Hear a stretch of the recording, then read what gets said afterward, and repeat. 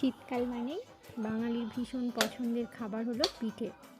তার মধ্যে আমার ভীষণ পছন্দের পাটিসাপটা। এটা আমি আজকে প্রথমবার নিজে হাতে ট্রাই করলাম।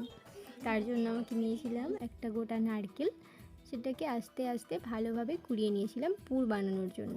এখানে পুর বানিয়েছিলাম আমি নারকেলের গুড় দিয়ে। কড়াইতে নারকেলটা দিয়েছিলাম, ভাজা হলে সাথে গুড়টা দিয়েছিলাম এবং নাড়াচাড়া করতে করতে পুরটা আমার রেডি হয়ে গেল। এরপর পাটিসাপটার গোলা বানানোর জন্য একটা পাত্রে কিছুটা পরিমাণ ময়দা, সামান্য লবণ, একটু অল্প জল দিয়ে আস্তে আস্তে ডোটা তৈরি করেছিলাম।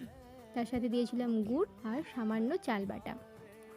মাকে দেখতাম চাল বাটা দিয়েই পাটিসাপটা বানাতেন, কিন্তু আমি যেহেতু প্রথমবার চেষ্টা করেছিলাম তাই অতটা রিস্ক নিইনি, ময়দা দিয়েই ট্রাই করেছিলাম।